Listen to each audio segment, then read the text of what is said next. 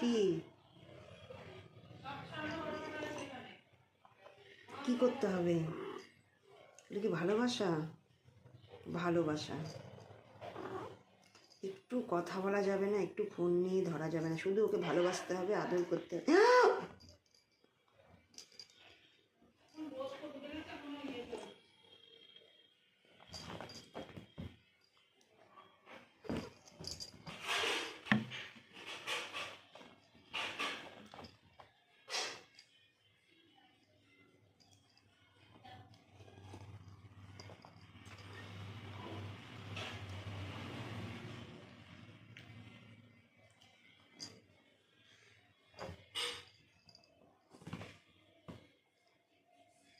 আর এখানে আমার কাছে